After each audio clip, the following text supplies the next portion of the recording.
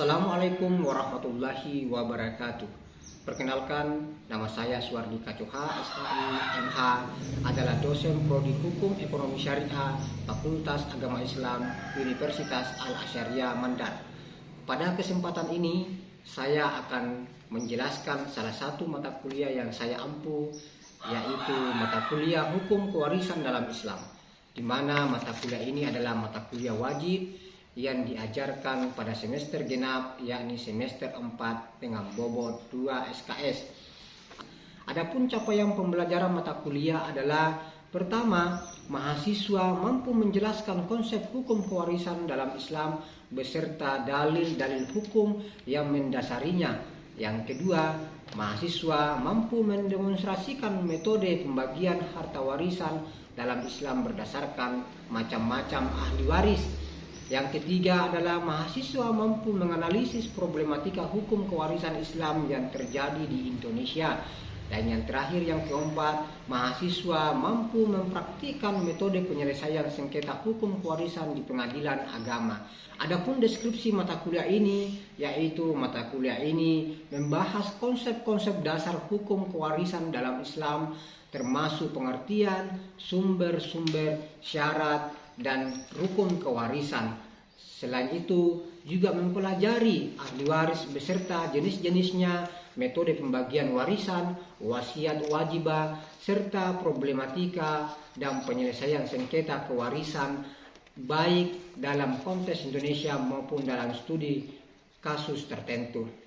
Seperti hubungan antara hukum adat dengan hukum kewarisan Islam, mata kuliah ini bertujuan untuk memberikan pemahaman mendalam tentang bagaimana kewarisan diatur dalam Islam dan bagaimana implementasinya dalam kehidupan sosial dan hukum di masyarakat Muslim Indonesia. Adapun bahan kajian atau materi pembelajaran yang diberikan kepada mahasiswa, yaitu pertama, bagian pengantar, yakni orientasi umum perkuliahan dan kontrak belajar. Yang kedua adalah pengertian kewarisan, kedudukan dan tujuan mempelajari hukum kewarisan dalam Islam dan sejarah kewarisan sebelum Islam dan setelah Islam. Yang ketiga, sejarah kewarisan sebelum dan setelah Islam. Dan yang keempat, sumber-sumber hukum kewarisan dalam Islam. Yang kelima, syarat dan rukun kewarisan, sebab-sebab menerima harta warisan dan halangan menerima harta warisan. Yang keenam, ahli waris dan macam-macamnya, ahli waris nasabiyah, ahli waris sababiyah, dan ahli waris zawil arham. Yang ketujuh adalah bagian ahli waris ashabul furud, aswaba, dan zawil arham. Yang kedelapan, metode pembagian warisan ashabul furud dan aswaba.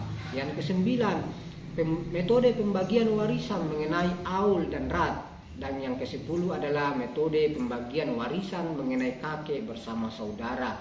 Yang ke-11, wasiat wajibah dalam hukum kewarisan Islam. Yang ke-12, KHI atau kompilasi hukum Islam Indonesia dan problematika kewarisan di Indonesia. Dan yang ke-13, relasi hukum adat kewarisan dengan hukum kewarisan Islam, yakni studi kasus di Kabupaten Kuala Mandar. Dan yang terakhir atau yang ke-14 adalah praktik cara penyelesaian sengketa kewarisan Islam di pengadilan agama. Kemudian sistem pembelajaran yang diterapkan adalah tatap muka dengan metode ceramah, diskusi kelompok, dan simulasi. Untuk mempermudah pemberian materi, saya selalu menggunakan bahan tayang agar mahasiswa lebih mudah menangkap dan memahami materi yang disampaikan. Adapun aspek-aspek yang dinilai, pertama, tugas terstruktur dengan bobot 2. Yang kedua, tugas mandiri dengan bobot 2. Dan yang ketiga, ujian tengah semester dengan bobot 3. Dan yang keempat, ujian akhir semester dengan bobot 3. Dengan hasil klasifikasi yakni nilai A yakni 3,60 sampai 4,00, nilai B 3,00 sampai 3,59, dan nilai C yakni 2,00 sampai 2,99, nilai D yakni 1,00 sampai 1,99, dan nilai E yakni 0,00 sampai 0,99. Berikut adalah video pembelajaran mata kuliah hukum kewarisan dalam Islam. Bismillahirrahmanirrahim. Assalamualaikum warahmatullahi wabarakatuh. Waalaikumsalam warahmatullahi wabarakatuh. Alhamdulillah wa syukurillah la haula wa la quwwata illa billah. Asyhadu an la ilaha illallah wa asyhadu anna Muhammadan abduhu wa rasul. Allahumma shalli ala sayyidina Muhammad wa ala alihi wa ashabihi ajmain. Amma ba'd. Puji syukur kita haturkan kepada Allah Subhanahu wa taala karena pagi hari ini kita bertemu kembali pada mata kuliah hukum kewarisan dalam Islam. Ini adalah pertemuan yang ketiga. Insya Allah pertemuan ini berberkah buat kita semua. Sebelum itu, marilah kita bersama-sama mengirimkan salam dan taslim kepada junjungan Nabi besar kita Muhammad SAW sebagai suri tauladan. Semoga syafaat beliau diberikan kepada kita semua di yaumil kiamah nantinya. Amin ya rabbal alamin. Sebelum masuk pada materi kita pada pagi hari ini, marilah kita berdoa bersama-sama yang insya Allah akan dibacakan oleh saudara Ahsan. Kami persilahkan. Baiklah, sebelum kita mulai pembelajaran pada siang hari ini, alangkah baiknya mari kita berdoa bersama-sama. Al-Fatihah.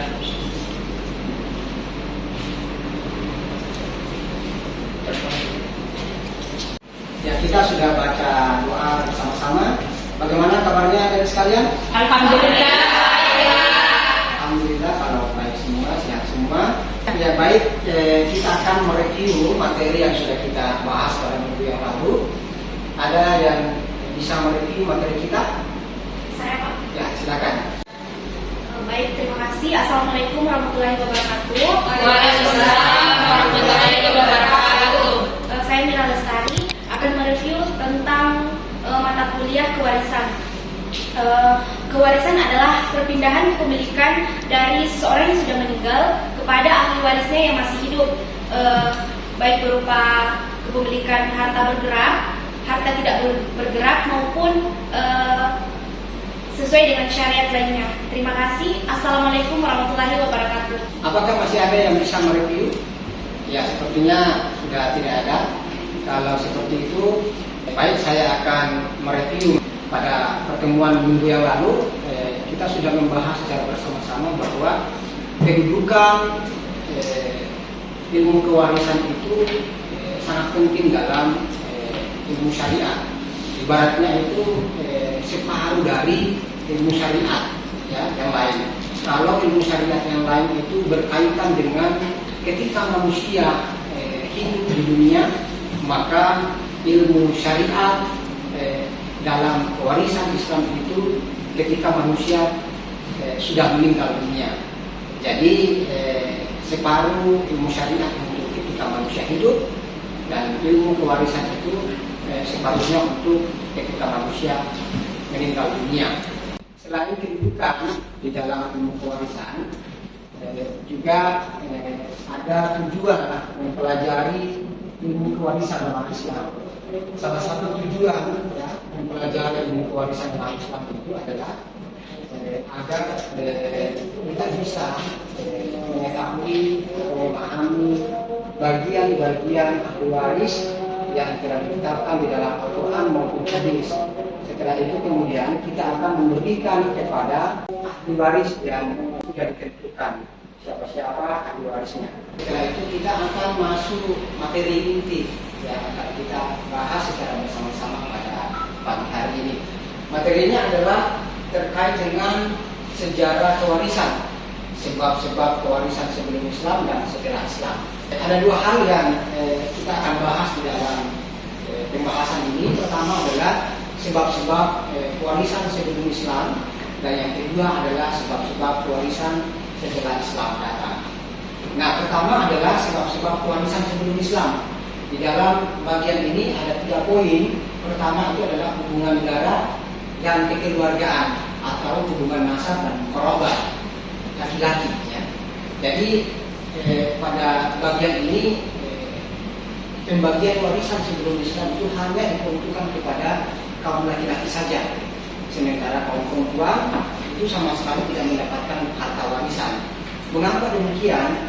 Karena pada masa sebelum Islam turun, masyarakat Arab itu lebih berpegang pada tradisi laki-laki atau yang biasa disebut sebagai tradisi patriarki, ya.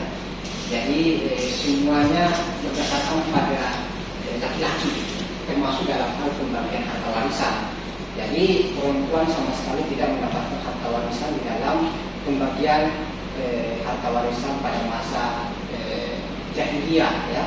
Makanya kemudian di dalam Al-Quran itu ada ayat yang menyebutkan tentang anak perempuan yang dikubur hidup-hidup, ya. Karena orang tuanya takut hidup miskin. Sehingga di ayat itu Allah menyebut, ya, kebiasaan atau tradisi masyarakat Arab yang mengubur hidup-hidup anak perempuan. Jadi kalaupun misalnya ada anak perempuan yang kemudian hidup pada waktu itu, ya resikonya adalah ya tidak mendapatkan harta warisan. Bahkan ada perempuan yang menjadi harta warisan, perempuannya menjadi objek harta warisan yang diwariskan kepada laki-laki. Misalnya ketika suaminya meninggal dunia, maka si istrinya ini diwariskan kepada laki-laki lain. Artinya ini menunjukkan bahwa harkat dan martabat perempuan pada masa jahiliyah itu sama sekali tidak ada.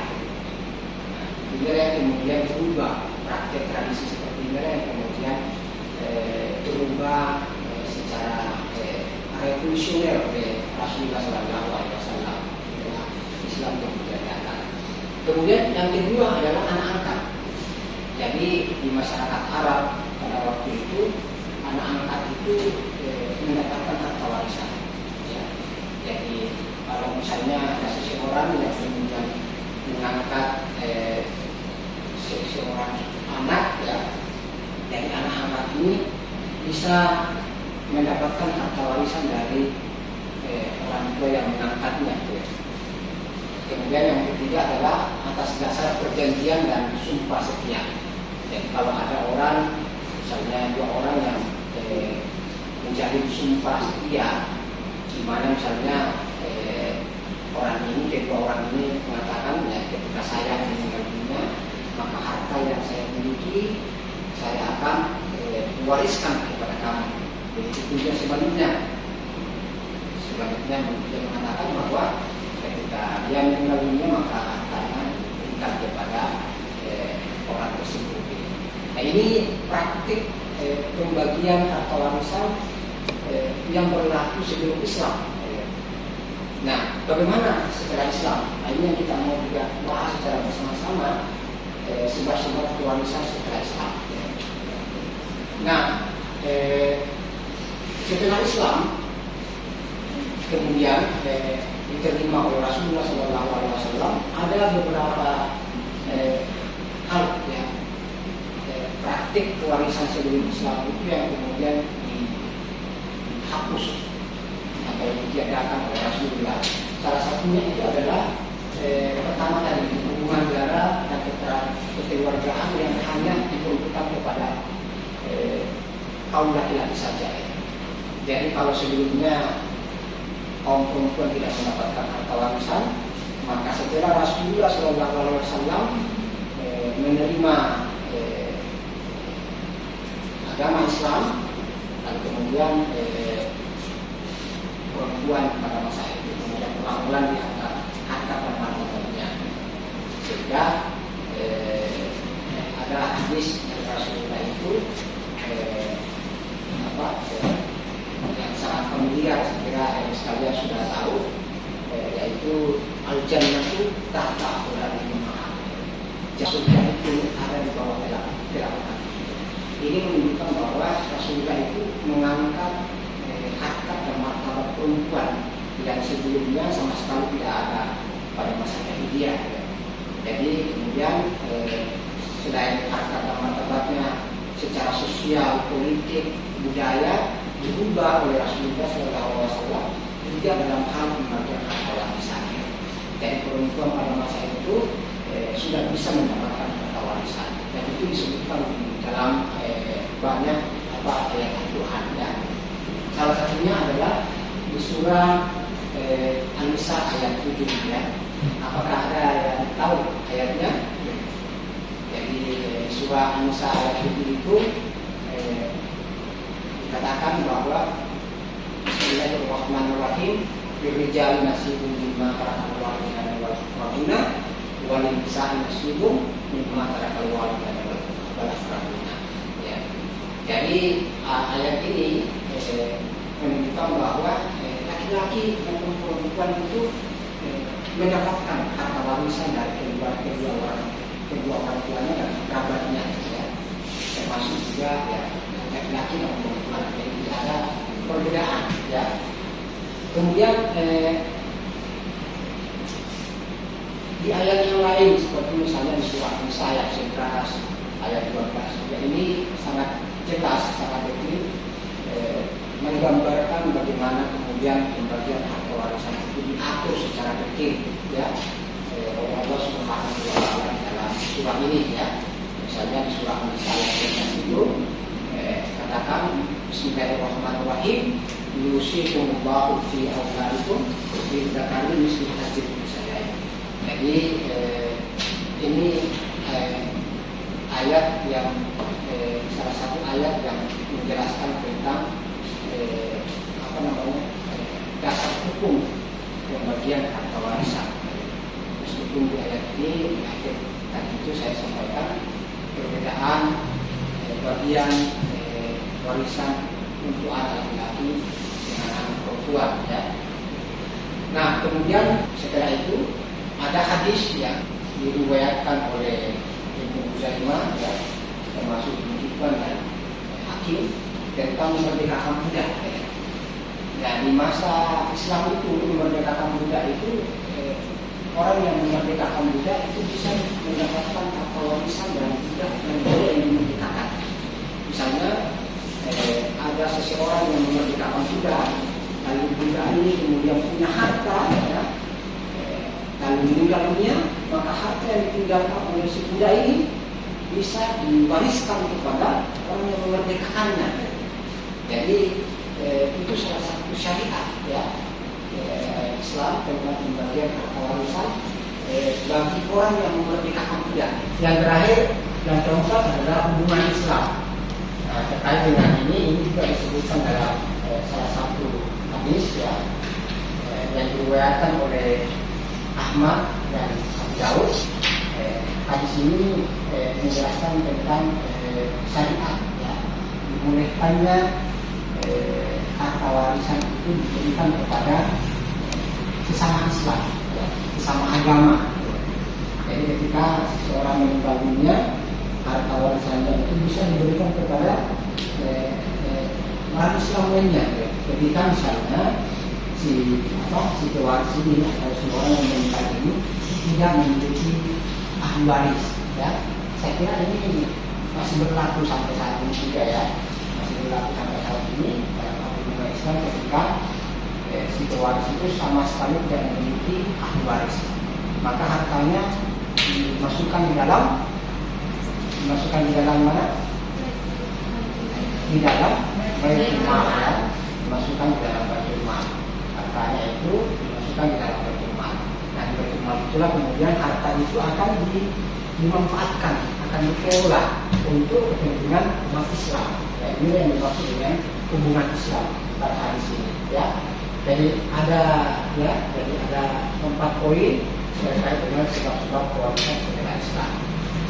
Nah, setelah saya menjelaskan, apakah ada yang mau bertanya terkait dengan materi yang Bapak sampaikan? Saya Pak mau bertanya. Ya, silakan. Ya baik, terima kasih atas kesempatan yang sudah diberikan kepada saya. Perkenalkan, nama saya Sawiana. Di sini saya ingin bertanya yang sesuai dengan pembahasan yang kita bahas hari ini itu kewarisan sebelum Islam, Pak.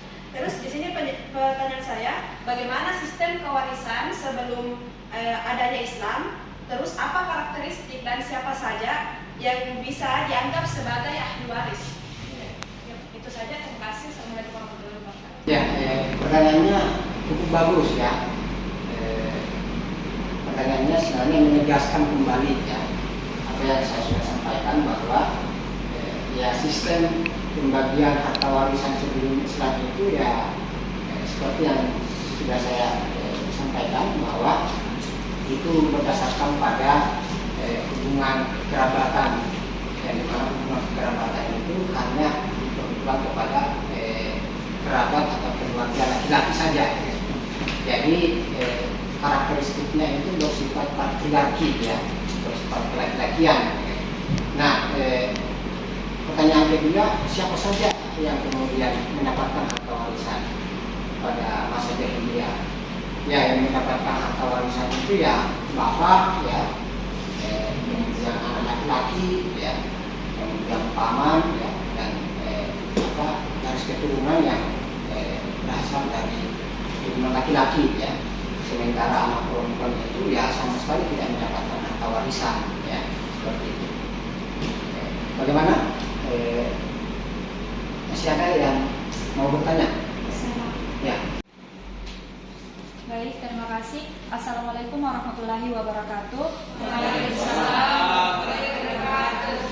Perkenalkan, nama saya Fatimah. Langsung saja Pak, di sini saya mau bertanya, bagaimana sistem kewarisan berubah dengan datangnya Islam? Apakah hukum kewarisan pada zaman itu masih digunakan sampai saat ini? Terima kasih. Wassalamualaikum warahmatullahi wabarakatuh. Baik, pertanyaannya bagus ya.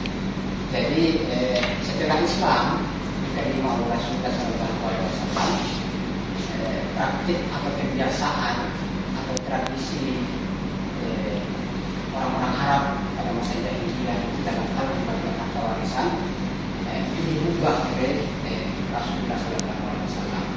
Pertama yang dirubah itu adalah praktek pembagian harta warisan yang hanya diperuntukkan kepada anak laki-laki saja atau kaum laki-laki saja. Jadi Rasulullah mengubah dengan kemudian perempuan juga mendapatkan haknya ya, sebagai ahli waris di dalam mendapatkan harta warisan dari orang tuanya. Nah, itu yang pertama berubah Rasulullah SAW. Kemudian yang kedua adalah kalau sebelum Islam atau masa jahiliyah, anak angkat itu kan bisa mendapatkan harta warisan ya. Nah, setelah Islam itu anak angkat itu tidak lagi mendapatkan harta warisan, tetapi yang diperoleh itu adalah harta wasiat kewajiban ya. Jadi anak angkat itu tidak mendapatkan harta warisan, tetapi mendapatkan wasiat kewajiban. Jadi wasiat kewajiban itu adalah wasiat yang diberikan kepada anak angkat ya. Meskipun si pewaris ya, atau orang yang meninggal ini tidak pernah mengatakan atau tidak pernah menulis surat-surat bahwa hartanya itu diberikan kepada anak angkatnya ya. Meskipun seperti itu ya, sebagian harta yang ditinggalkan oleh si pewaris itu akan diberikan kepada anak angkat. Berapa besarannya?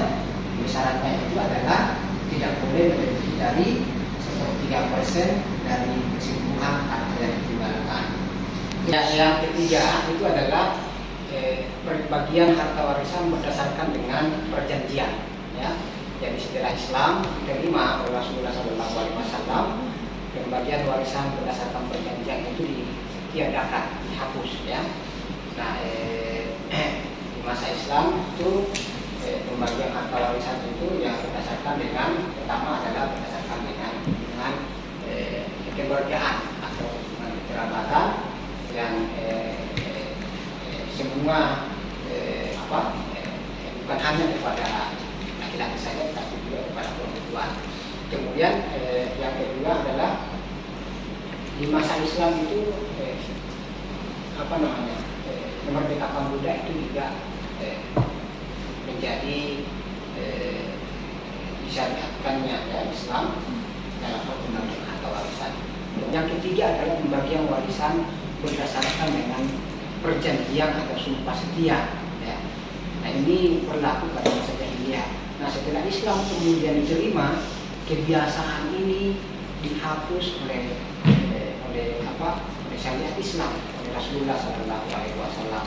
Karena pada masa Islam itu pembagian warisan itu pertama adalah hubungan kekeluargaan, ya, hubungan kekerabatan laki-laki maupun perempuan, dan yang kedua adalah hubungan perkawinan, ya, hubungan perkawinan. Jadi suami mewariskan sebagian harta warisannya kepada istrinya, begitu pun juga sebaliknya, istri ketika meninggal dunia diwariskan kepada suaminya yang masih hidup. Ya. Kemudian ada hubungan Islam. Ya. Hubungan Islam ini seperti yang saya sudah sampaikan bahwa ketika si pewaris itu meninggalkan harta warisan, namun dia tidak memiliki ahli waris, maka harta warisannya itu dimasukkan di dalam Baitul Mal, ya.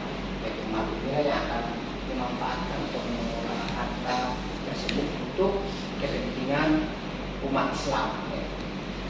Ya, saya kira seperti itu ya pembahasan kita pada pagi hari ini.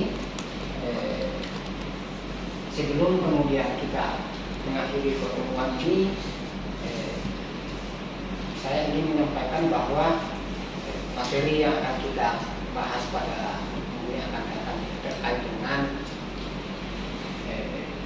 sebab-sebab warisan, ya, dan halangan mendapatkan harta warisan. Sebelum mengakhiri pertemuan kita pada pagi hari ini, ada tugas yang Bapak berikan kepada kita sekalian, yakni merangkum materi yang sudah kita diskusikan secara bersama-sama, ya. Jadi setiap mahasiswa membuat rangkuman, ya, terkait dengan materi kita, ya. Setelah itu dikirimkan kepada Bapak melalui WhatsApp, ya, atau bisa melalui ketua tingkat. Nanti ketua tingkatnya yang akan meneruskan kepada saya, ya. Saya kira seperti itu. Sebelum mengakhiri, saya akan membacakan satu kata motivasi yang dikemukakan oleh salah satu ulama, ya, besar, yakni Imam Syafi'i, ulama pendiri mazhab Syafi'iyah, ya. Dia mengatakan, bila engkau tak mau merasakan lelahnya belajar, maka engkau akan menanggung pahitnya kebodohan. Ya, saya kira demikian pertemuan kita pada pagi hari ini. Semoga kita semua sehat dan bisa bertemu kembali pada pertemuan yang akan datang. Sekian dan terima kasih. Wassalamualaikum warahmatullahi wabarakatuh. Waalaikumsalam warahmatullahi wabarakatuh.